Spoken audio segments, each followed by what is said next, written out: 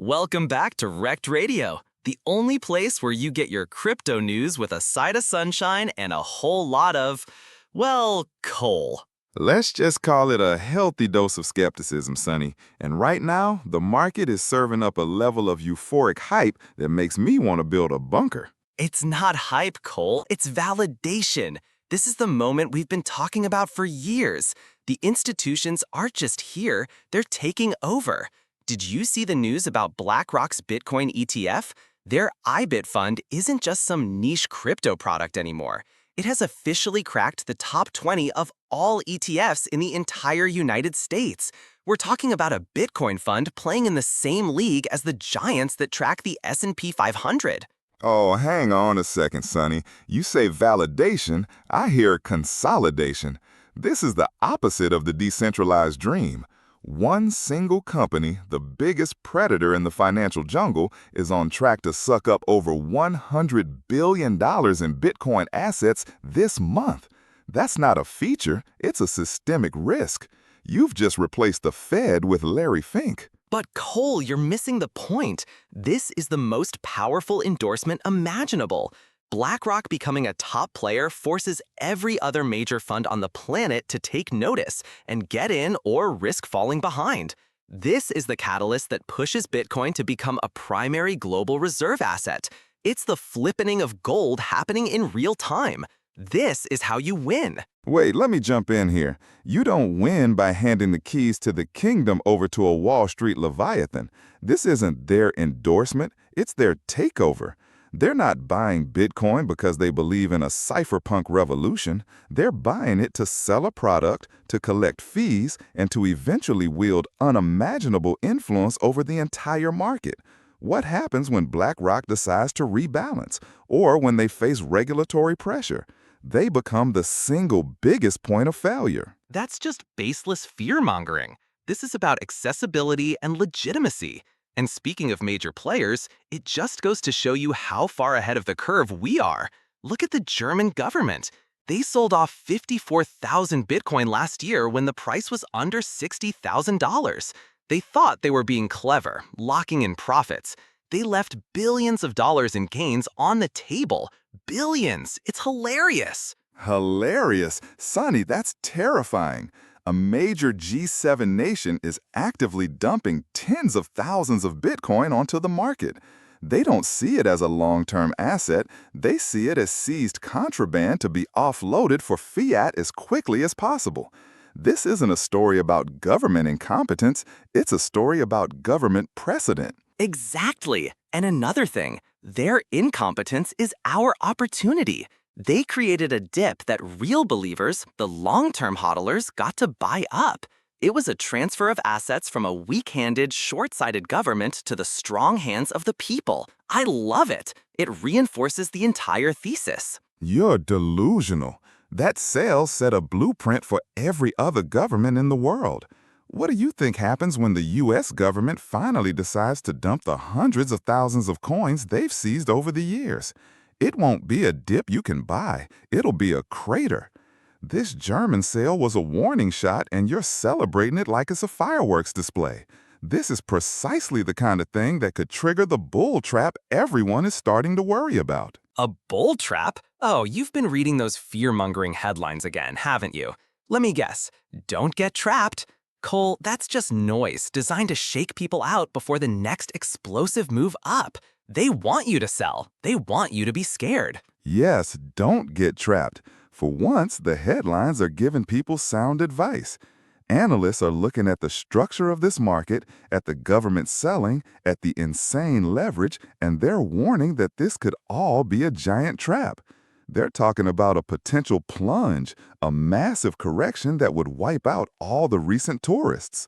Some are flagging a drop to under $120,000.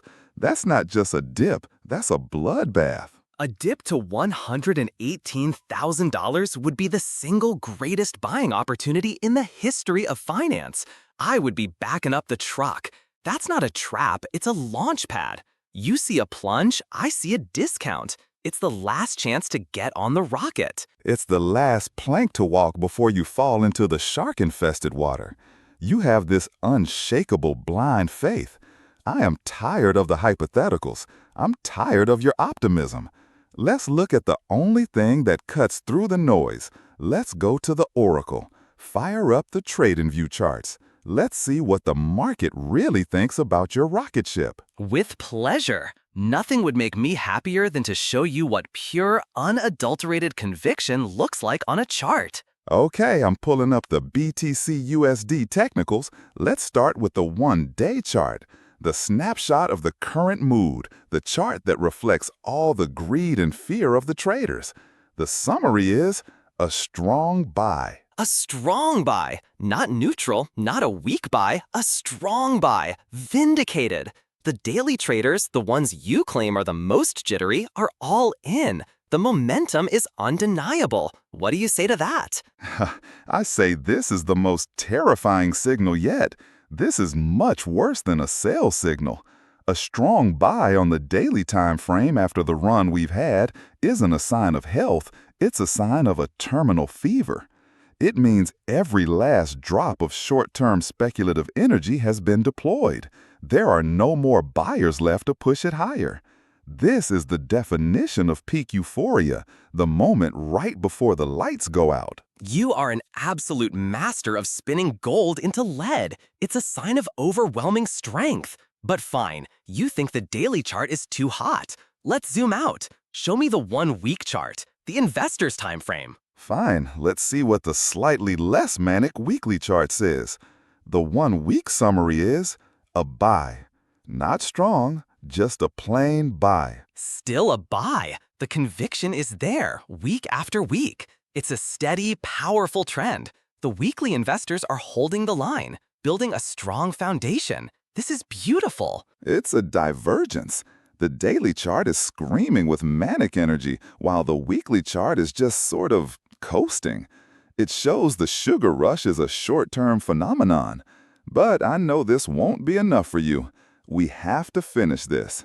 The macro view, the chart of delusion, the 1 month chart. The one that reflects the BlackRock billions, the one that ignores the German paper hands, the one that laughs at bull traps. Show me the monthly.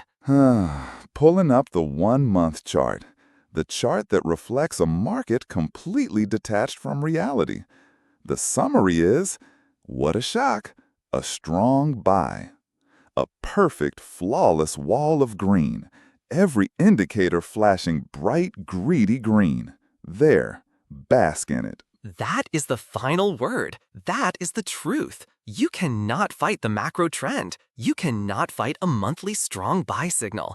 This is what institutional adoption looks like. This is the bedrock. This is the revolution, printed in price action. That isn't a bedrock, Sonny. That's a tombstone.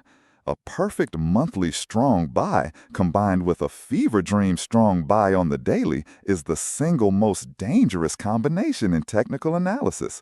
It shows that the long-term picture is euphoric and the short-term picture is euphoric. There is no caution left in this market. It means we are at the point of maximum financial risk and the trap is about to spring. That's all for this episode of Rekt Radio. See the strength, trust the trend, and don't let the cynics scare you away from history in the making. My advice, when every chart from the shortest to the longest time frame is screaming that everything is perfect, it's time to be the most careful. The market is designed to punish consensus. You've been listening to Rekt Radio.